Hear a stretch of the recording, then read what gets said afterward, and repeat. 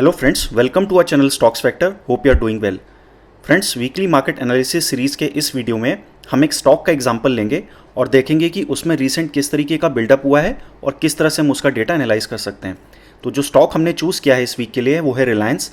हमें रिलायंस में पिछले कुछ दिनों में एक बहुत अच्छा रनअप देखने को मिला है और हम फर्दर उसको एनालाइज करेंगे और देखेंगे कि क्या इंपॉर्टेंट लेवल बनते हैं कमिंग डेज़ के लिए।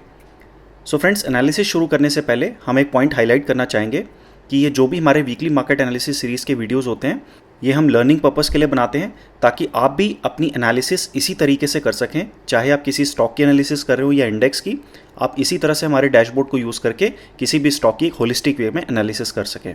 तो फ्रेंड्स, आइए एनालिसिस शुरू करते हैं। हमने ऑलरेडी डैशबोर्ड में लॉगिन कर रखा है और डेली समरी पेज को सेलेक्ट कर रखा है। तो सबसे पहले हम नीचे स्क्रॉल करेंगे और देखेंगे कि रिलायंस में लास्ट ट्रेडिंग डे को किस तरीके का बिल्डअप हुआ है। तो उसके लिए हम क्विकली या तो सेक्टर के बेस पे फिल्टर कर सकते हैं या स्टॉक के बेसिस पे। तो हम सेक्टर चूज़ कर लेते हैं, तो हमें उस सेक्टर के सारे स्टॉक्स जो हैं फिल्टर होकर इन टेबल्स में मिल जाएंगे, जैसा कि आप देख सकते हैं। तो इसमें अगर हम रिलायंस को देखें तो रिलायंस में 4% का जंप आया था लास्ट ट्रेडिंग डे में और बहुत अच्छा डिलीवरी परसेंटेज भी था। उसके साथ हमें लॉन्ग बिल्डअप भी उसमें देखने को मिला, यानी futures cumulative open interest increase हुआ विद अराउंड 4%। तो ये एक पॉजिटिव साइन है। अगर हम इसमें होवर करके देखें तो हमें लास्ट 5 डेज़ का स्नैपशॉट मिलेगा। तो आप देख सकते हैं कि लास्ट 5 डेज़ में इसमें 4 डेज़ में हमें पॉजिटिव बिल्डअप देखने को मिला, जिसमें 3 डेज़ में न्यू लॉन्ग पोजीशन बनी और 2 सितंबर को इसमें शॉर्ट कवरिंग आई थी। अब अगर हम नीचे स्क्रॉल करें तो हम देखेंगे कि यहाँ पे रिलायंस में हमें जो इमीडिएट रेजिस्टेंस मिल रहा है, यानी सबसे ज़्यादा जो कॉल राइटिंग है वो 2400 के स्ट्राइक प्राइस पे है और करंट मार्केट प्राइस यानी क्लोज प्राइस जो था वो 2388 है, यानी बहुत क्लोज है, यानी अपने रेजिस्टेंस के बहुत क्लोज है as per the option chain. अगर हम देखें कॉल में अच्छी खासी राइटिंग हुई है, पुट में भी अच्छी खासी राइटिंग हुई है। पुट में थोड़ी सी ज़्यादा राइटिंग हुई थी as compare to call writing. और हम देखें कि सबसे ज़्यादा जो पुट राइटिंग है वो 2200 पे है। पुट कॉल रेशियो 0.57 है। ये अपने तीनों मूविंग एवरेजेस से ऊपर चल रहा है। आप देख सकते हैं कि जो क्लोज प्राइस है वो अपने तीनों शॉर्ट टर्म, मीडियम टर्म और लॉन्ग टर्म मूविंग एवरेज के ऊपर है और इस स्टॉक ने अपना 52 वीक हाई बनाया। तो आप देख सकते हैं 52 वीक हाई के बहुत क्लोज है। हमें देखेंगे कि इसने 52 week high last trading day में बनाया है कि नहीं। उसके लिए हम क्विकली डैशबोर्ड को ऊपर स्क्रॉल करेंगे and let's go to the stocks hotspots page. So friends, now we are on to the stocks hotspots page और यहाँ पे हम क्विकली रिलायंस को फिल्टर कर लेते हैं। तो हम सबको एन सेलेक्ट करेंगे और रिलायंस को हम सेलेक्ट कर लेंगे। तो हम देखेंगे कि वो किस किस क्राइटेरिया को फुलफिल कर रहा है इस पर्टिकुलर पेज में, जो भी हमने फिल्टर्स बनाए हैं। तो हम नीचे स्क्रॉल करेंगे और हम देख सकते हैं कि रिलायंस जो है वो अपने रेजिस्टेंस के पास है, जैसा हमने डेली समरी पेज में भी देखा था। वो यहाँ पे भी हमारे फिल्टर्स में आ गया। In the stocks which are just below the strike price with maximum call writing, यानी अपने रेजिस्टेंस के पास। तो हम देख सकते हैं कि जो रेजिस्टेंस का पीसीआर है वो 0.15 है, यानी अच्छी खासी कॉल राइटिंग है। अगर हम ऑप्शन चेन को देखें या होवर करके तो आप देख सकते हैं कि जो सबसे बड़ा बिग ब्लू बार है वो 2400 का है और वहाँ पे सबसे ज़्यादा कॉल राइटिंग है। तो पीसीआर लेवल जितना 0 के क्लोज होगा रेजिस्टेंस का, यानी उतना स्ट्रॉन्ग रेजिस्टेंस है। फिर हम देखेंगे कि सपोर्ट जो है वो 2200 पे है। तो यहाँ से हमें दिख रहा है कि 2400 का ऑड लेवल जो है वो एक रेजिस्टेंस जोन है। अब हम देख लेते हैं कि और किस किस फिल्टर्स में आ रहा है। जैसा कि हमने देखा था कि स्टॉक एक स्ट्रॉन्ग अप ट्रेंड में, यानी करंट मार्केट प्राइस अपनी तीनों मूविंग एवरेजेस के ऊपर चल रहा है। अब अगर हम फर्दर स्क्रॉल करें और सपोर्टिंग टेबल्स में देखें तो यहाँ हमें दिख रहा है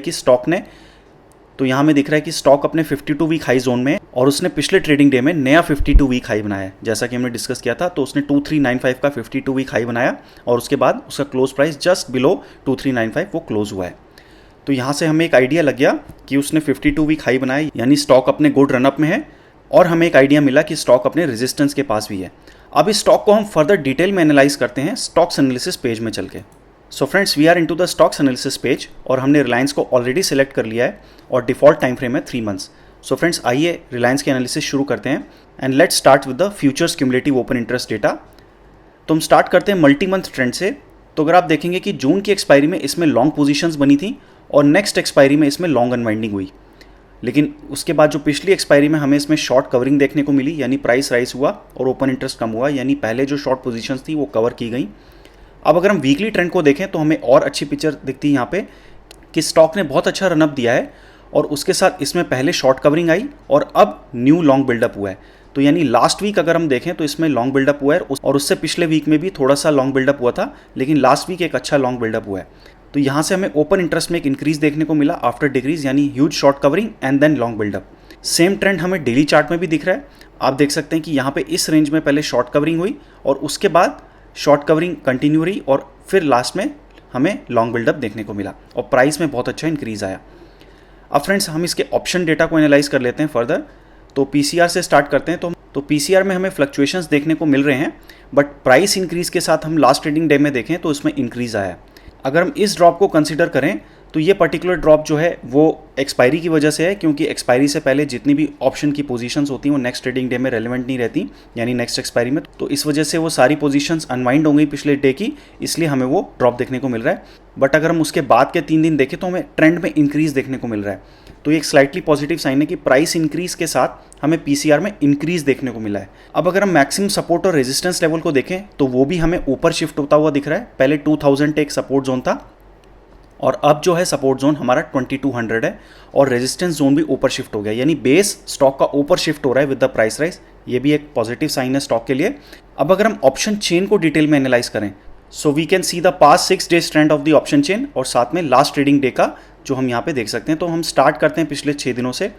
तो यानी थर्सडे को, यानी एक्सपायरी वाले दिन अगर हम देखें तो 2300 पे, यानी 2300 के स्ट्राइक प्राइस पे सबसे ज़्यादा कॉल राइटिंग थी। अगर हम इसको एक्सपैंड करके देखें और इसमें होवर करें तो हमें क्लियरली दिखेगा कि 2300 पे सबसे ज़्यादा कॉल राइटिंग थी। और उसके बाद यहाँ पे कॉल राइटिंग बढ़ती हुई दिखी थोड़ी सी, लेकिन उसके बाद अगर हम देखें तो पुट राइटिंग भी इंक्रीज़ हुई और उसके साथ स्ट्राइक प्राइस भी ऊपर की तरफ शिफ्ट हो रहा था, यानी कॉल राइटिंग जो थी वो ऊपर के लेवल में शिफ्ट हो रही थी और पुट राइटिंग भी स्लाइटली हमें यहाँ पे इंक्रीज़ होती हुई दिख रही थी। लेकिन अगर हम लास्ट ट्रेडिंग डे की बात करें तो यहाँ पे हमें जो ट्रेंड देखने को मिला है वहाँ पे कॉल अनवाइंडिंग देखने को मिली है, यानी जो प्राइस इंक्रीज़ हुआ लास्ट ट्रेडिंग डे में उसके साथ जो हमें नियर लेवल्स थे स्ट्राइक प्राइस के उनमें हमें कॉल अनवाइंडिंग देखने को मिली और पुट राइटिंग देखने को मिली। तो ये एक पॉजिटिव साइन है कि लास्ट ट्रेडिंग डे में पुट राइटिंग देखने को मिली। तो 2300 पे अब आप देखेंगे कि यहाँ पे कॉल अनवाइंडिंग हुई और उसके ऊपर लेवल्स पे तो मैसिव कॉल अनवाइंडिंग हुई और साथ में पुट राइटिंग हुई। और सबसे ज़्यादा जो कॉल राइटिंग है वो 2400 ऑड लेवल्स पे है। और लास्ट ट्रेडिंग डे की अगर हम बात करें तो वहाँ पे भी हमें 2400 पे अच्छी खासी कॉल राइटिंग देखने को मिली है। तो यानी 2400 एक रेजिस्टेंस जोन है। तो फ्रेंड्स अब हमें ऑप्शन डेटा को कैसे फॉलो करना है नेक्स्ट ट्रेडिंग डे में, जैसा कि हमने देखा कि 2300 स्ट्राइक प्राइस पे अभी भी कॉल राइटिंग है। तो अगर स्टॉक प्राइस 2300 के ऊपर रहता है तो ये फर्दर उसको वहाँ पे सस्टेन करने के लिए जितनी भी कॉल्स हैं ये हमें फर्दर अनवाइंडिंग दिखनी चाहिए इसमें, और यहाँ पे पुट राइटिंग दिखनी चाहिए 2300 पे। और अगर ये स्टॉक प्राइस 2400 ऑड लेवल्स के ऊपर जाता है तो वहाँ हमें रेजिस्टेंस देखने को मिलेगा। अगर हम इसका एवरेज ऑप्शन प्रीमियम देखें तो ये करंट मंथ का दिखाता है, ये हमें एवरेज दिखाता है सारी एक्सपायरीज का। अगर हम करंट मंथ का प्रीमियम देखें तो हम इसको एक्सपैंड करके देख सकते हैं। तो फ्रेंड्स अगर हम ऑप्शन प्रीमियम को देखें तो यहाँ पे हमें 24 ऑड लेवल्स में 6190 यानी 62 के आसपास प्रीमियम चल रहा है कॉल का। तो यानी लास्ट ट्रेडिंग डे को जो कॉल राइटिंग हुई है तो यानी एवरेज प्राइस राइटिंग जो हुई होगी वो 50 से 60 के बीच में हुई होगी।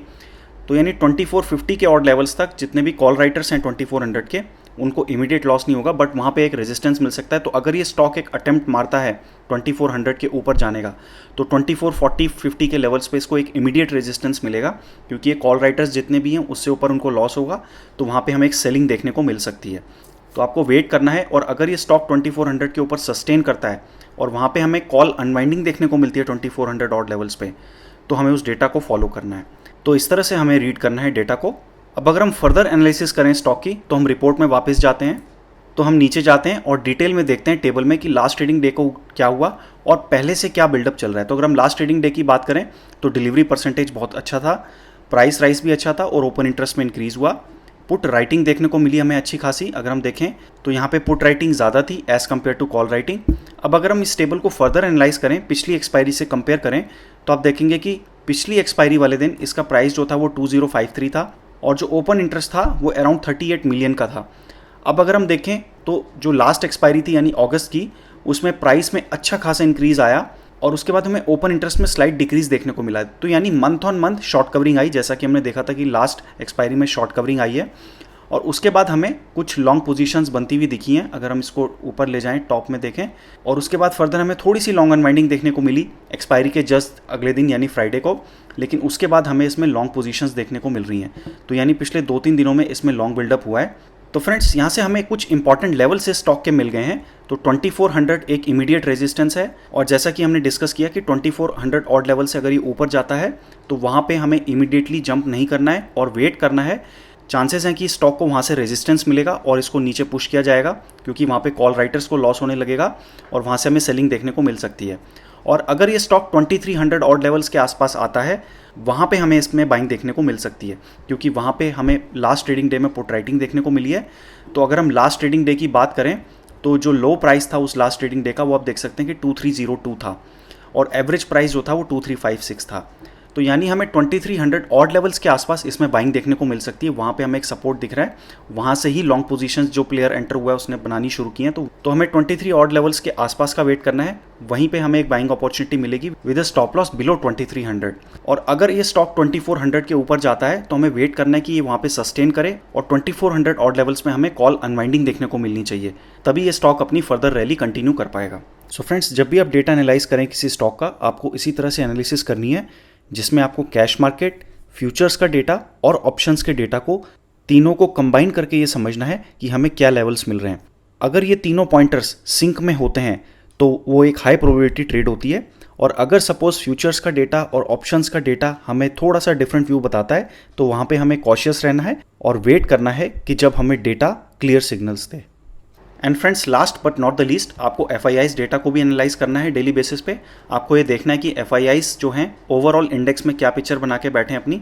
सो as we can see here, FIIs का फ्यूचर इंडेक्स लॉन्ग रेशियो 65% है, यानी ओवरऑल अभी भी वो इंडेक्स में लॉन्ग साइड में है। उन्होंने इंडेक्स में लॉन्ग पोजीशन ज़्यादा बना रखी हैं। लास्ट ट्रेडिंग डे में उन्होंने अपनी लॉन्ग पोजीशंस को थोड़ा कम किया है, यानी प्रॉफिट बुकिंग की है, लेकिन ओवरऑल वो इंडेक्स में अभी भी लॉन्ग पोजीशंस में है। अगर हम थोड़ा सा स्क्रॉल करें नीचे तो हमें ये देखने को मिलेगा कि स्टॉक्स में भी उन्होंने काफ़ी अच्छा ओपन इंटरेस्ट बना रखा है ओवरऑल जितने भी स्टॉक्स हैं फ्यूचर्स में, और कैश मार्केट में उन्होंने लास्ट ट्रेडिंग डे में बाइंग की है। तो आप देख सकते हैं कि लास्ट 3 डेज़ में FIIs नेट बायर्स हैं। सो फ्रेंड्स, इस तरह से आपको एनालिसिस करनी है। अगर आपके कोई भी क्वेश्चंस हैं इस वीडियो को लेके, please post your questions on the comment section and we will definitely answer your questions. And friends, if you have not subscribed to our channel, please subscribe to our channel to get the notifications of such videos, जिसमें हम हर week किसी stock या index का example लेते हैं और discuss करते हैं कि किस तरह से आपको स्टॉक या इंडेक्स की एनालिसिस करनी है एक होलिस्टिक वे में, ताकि आप हाई प्रोबेबिलिटी ट्रेड्स को आइडेंटिफाई कर सकें। And friends, if you want to get the access to our dashboard, please visit our website www.stocksfactor.com। हमने अपने सब्सक्रिप्शन प्लान्स की सारी डिटेल अपनी वेबसाइट में मैंशन कर रखी है। So friends, see you in another video. Take care and good bye.